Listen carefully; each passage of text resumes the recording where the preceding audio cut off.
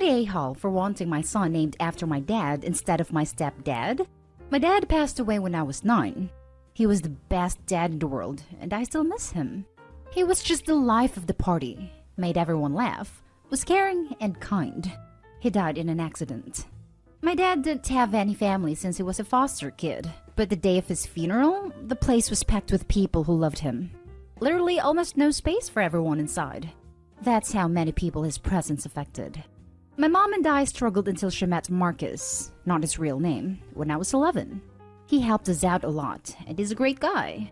It was love at first sight for them, and they got married fast. It didn't bother me though, because he is really great to me and nice. My wife, 24 female, and I, 24 male, are pregnant. We just found out it's gonna be a baby boy. My wife also lost her dad when she was 17 to cancer, so she wants to name our son after him. So we decided we want our son named after his 2 grandpas.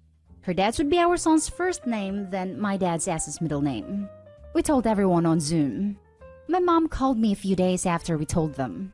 She said Marcus has been really down, and he's hurt that I didn't consider naming my son after him. I talked to Marcus about this too. He admits it stung him, because he thought we had a deeper relationship, and after everything is done for my family, he figured I'd see him as someone I want to name my son after. And I told him he is important to me. I acknowledge everything he did for my family, and I love him no matter what. But my dad was also someone very important to me, and I want to honor him. That seemed to make him upset, so we ended the call. Neither of them talked to me for days, until my mom reached out again.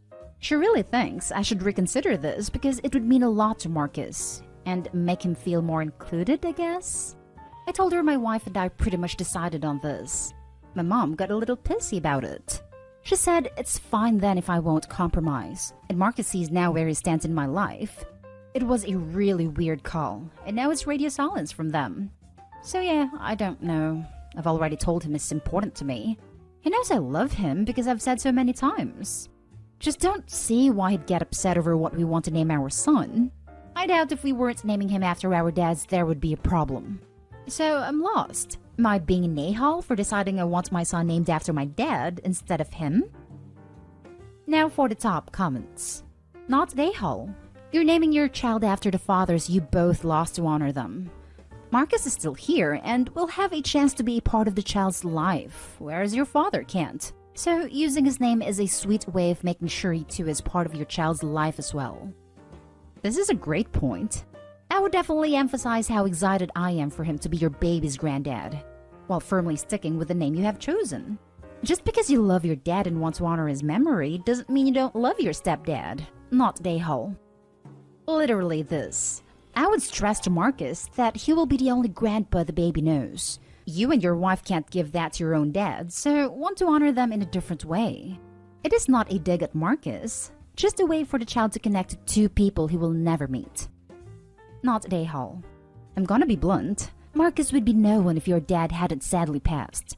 Marcus gets the chance to be a granddad and is screwing it up over the name of your child? By what you've said, he is a good guy and involved in your life. So I'm guessing you want him involved in your son's life. I agree with another commenter that you should spend some time with Marcus and discuss his place in your life and that the name of your son doesn't change that. But being a part of your life means respecting your decisions and choices. I hope this comes to a happy resolution. I, for one, understand honoring a person through their name. I am named in part after my granddad, and I will do the same if I have children. I'm Jewish, so the whole idea of someone living lobbying to have a child named after them is inherently weird to me. Our culture, at least my version of it, I think maybe there might be a divide between Sephardic and Ashkenazi here, not entirely sure, embraces naming babies after those who have passed on, as a way to keep our departed loved one's spirit alive. In fact, it's considered bad form and bad luck to name a baby after someone who is still alive at the time of their birth. So I guess what I'm saying is, tell Marcus and Mom you're converting to Judaism. Problem solved. Anyway, not a-hole. I find it a special kind of irony that Marcus can display such petty jealousness while simultaneously asking you to name your firstborn after him.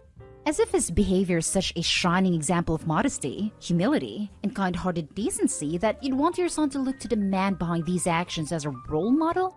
Please. Marcus gets to be alive and gets to meet your son. Your dad does not.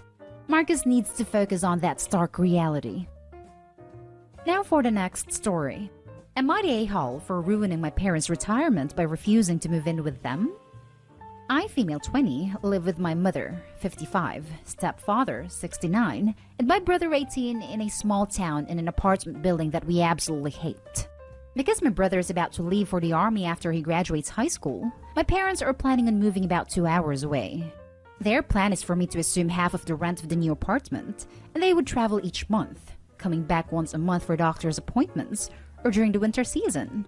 However, currently I am the only one working in my family, as my stepfather gets disability and social security and my mother gets child support, and I work as a server/cook in a small dining restaurant. During this conversation, I was told I would have to pay for all of the moving expenses and be expected to take care of 2 dogs while they are away. I have several reasons why I refuse to move in with them, mostly due to my mother and I having a stress relationship, as well as her being manipulative. She constantly shames me for my weight, which led me to having an eating disorder that I still struggle with, complains about me trying to be with friends once or twice a week, and disapproves of the hobbies I have. I play Dungeons & Dragons. I really feel like I should be obligated to do all this, especially since I'm not seen as an adult in their eyes. I'm worried that if I move in with them, I will be forced to take care of not only half the rent and utilities, but my mother's drinking and smoking habits, and my mental health will go down the drain. But with all the conversations I've had with my parents, with them promising me more independence, I'm worried I might be the a-hole. Am I? Not the a-hole. You are an adult, just as much as your 18-year-old brother is. If they want to move, that's on them. But you are not beholden to fund their lifestyle or play kennel to their pets. Get your own apartment and pay your moving expenses to extract yourself from this insanity. The crazy thing is, they still expect me to pay their moving expenses even if I don't move in with them. And that's maybe $1,000? More? Did you get the pony you wanted when you were 6? Probably not. Their moving expenses is the pony. No is a complete sentence. Get out of that house any way you can, and go low contact/no contact until they stop trying to financially mistreat you. Them promising you more independence? You're 20 years old. You have all the independence you choose to. Move out. They're using you for financial security and a dog sitter while they do as they please. If they don't want you on your own at 20, it's because they are toxic. Not the a-hole. It's crazy they expect you to pay for moving and rent. That is just using you completely. Start saying no and find somewhere else to move. Their plan really makes no sense in the long run anyways. Never ruin your future for someone else's lack of plans. It does, in a sense. My stepfather has several health issues, and child support doesn't last forever. I think my mom wants to use me after my stepfather passes. Third story is titled, Am I the a-hole for telling my parents I don't want to buy a house with you? Hey everyone! So, I'm Indian American, and if you're Indian American, you know that parents/relatives love purchasing expensive houses to flex on others, even if they can barely afford it. Same goes with luxury cars, luxury huge houses, expensive clothes, gold. So I'm 26 male. I work as an HR administrator, and I make around $60,000 after taxes, which isn't much but I don't mind. I'm able to have basic necessities, rent a nice apartment, and have plenty money for my hobbies like gaming, woodworking, books. My parents in general think I'm a failure and I'm dumb and I'm not successful. Long time ago, they cut contact with me. All the words and ways they treated me started affecting my mental health extremely bad, resulting in numerous mental disorders, which I take meds for but still isn't gone. So since we distanced, I've been feeling much better. Recently, they wanted me to come over to their house because they want to talk something important and it can't be said over the phone. So I came over, and they made lunch and treated me nicely, and then my mom and dad started talking nicely, and both of them apologized to me and said that they love me and all. They acted really friendly. I thought they actually changed for real, because it's been few years since we came this close. Then they cut to the chase and said, we want to buy a new house and it costs $500,000. Then they showed me the pictures of the house they want, and it's a beautiful house. It's 5 beds, 5,000 square feet, with a luxury gate and a huge landed pool. I say, nice house, Dad, but where will you get this type of money though? loan or something? You're retired and you don't earn much as you used to, and mom's a housewife, so 500,000 might be out of your range, right? Then my dad said, "Oh, no, we aren't going for loans. You pay us 250,000 and I will put in 250,000, then I can buy the house." Immediately when my dad said, "You pay us 250,000, I got shocked and just got up quickly and told them, "Sorry, Dad, I can't afford 250,000 at this moment. I don't have that type of money, and I don't want to buy a house with you." I quickly leave, and before I closed the door, my dad said, "I thought you loved us. Don't you want your old parents to live in a nice home? I brought you to America, and now you're leaving your parents." Mom starts fake crying, and my dad is telling me, "Wow, you're leaving your old parents? You should be ashamed of yourself. I knew you were a failure. Disgusting." Insert cuss words. Mom continues to make boohoo noises and fake cries, and she says her share of cuss words in Hindi. I just closed the door and left. I have saved up a good amount of money, around 100,000 US dollars, from job, side hustles, etc. But I don't plan on purchasing a home just yet because I'm not certain where I will be living permanently yet. Plus, with job layoffs and all, I don't want to have all these responsibilities, especially in this time. Am I the a-hole? Now for the top comments. As an Indian, I totally understand and therefore not the a-hole. Thank you. I know it's mainly us Indians who know the feeling. Lol, I agree with this. I'm not at that age yet, but my brother got an academic thing at his school. And my dad, his Indian, just brought me outside one day in the middle of my online class and said, "I need one of these from you." It was one of those signs that says an award winner lives here and stuff. I'm not comparing how my situation is to yours, by the way. I'm just saying I understand how they can be. I'm here if you ever need to talk. Oh, thank you so much. Not a-hole. I am Asian and understand filial piety very well. I had a different, more positive relationship with my parents, and I would still never do this. Also, my parents would never ask us. They know I need to live my own life. You are not your parents' retirement plan. Not the a-hole, and you know it. It sounds like you cutting contact was the right thing back then, and it sounds like the right thing now. The only reason they contacted you was for money.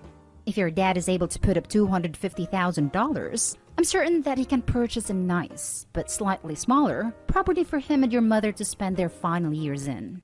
I might have misread this, but what exactly is the benefit to you in parting with $250,000? Are you expected to live in this house? Just expected to buy it for them and continue your way with an empty bank account and eat dust for the next 25 years? You are not the a-hole, and it's time to go no contact with your parents. For your own peace of mind and sanity, your mom and dad will be able to sort themselves out. They never really offered me to stay with them, so I don't really know exactly what they intended to do. I assume it's just for mom and dad to live in. Now for the last story. Am I the a-hole for telling my dad's wife to suck it up? My dad married his wife when I was 10. My mom had died 2 years earlier. She never tried to be my mom or got jealous that I loved my mom. But she sure hated the fact my dad wasn't single by choice and was so jealous of the 3 photos we had displayed in the house. One in the living room, one in the dining room, and one in my room. And she asked for them to be taken out of sight and my dad complied. She also hated that he had contact with my mom's family still, mostly for me. So even though he did cut me off from them, he hasn't spoken to them since. And she gets so annoyed when they show up for stuff like my high school graduation or my birthdays. I moved in with my boyfriend back in February of last year, and then everything shut down, and I didn't see my dad for a while. He never saw my house or anything. It was only in January that we saw each other again, and then a few weeks ago he and his wife came over to see the house, and she was uncomfortable when she saw photos of my mom. But specifically, the family photos of when my mom was alive. And she made a comment, followed by asking me if I would take them down while she was there. And when I said no, she said I must have put them up to rub it in her face. I told her to suck it up. And if I had to learn how to live in a house where photos of my mom were hidden, she could learn to live with being inside a house with photos of her while she was a guest and not even living there. She told me there was no reason to be rude, and I should try to see it from her perspective. She's been giving my dad a hard time ever since. Then she told me she was sorry for making the request, and the least I could do is apologize for being so rude over a simple mistake. I don't think I'm in the wrong at all. I think it's kind of messed up that my dad goes along with all this, and is okay with pretending my mom never existed around her. But I wonder if I was a little rude and should have left it at a no. It irked me when she brought up the photos and asked me to take them down like she didn't already have too much control over the photos in my bedroom when I lived there. Am I the a-hole? Not the a-hole. Your father enables your stepmother.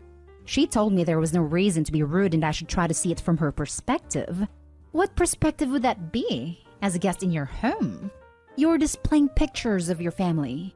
She's been giving my dad a hard time ever since. Then told me she was sorry for making the request, and the least I could do is apologize for being so rude. Which, please. She's ridiculous. She walked into your home and asked you to remove pictures of your mother. Let's all pause and reflect upon how insane and entitled a person must be to act this way. I would never, ever apologize. If she wants to complain to your father, good for her. He's the one who should tell her she's being unreasonable and overbearing and completely inappropriate.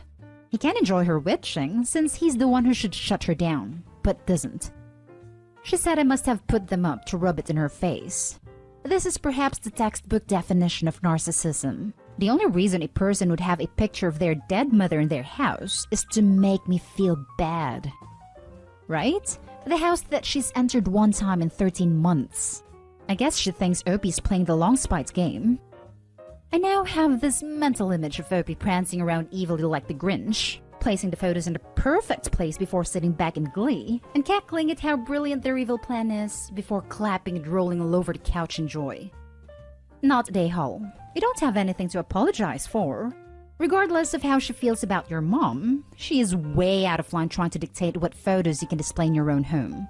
Also, while I can somewhat understand her not wanting those photos displayed in the shared areas of her house, she was also wrong to ask that you not have them in your own room.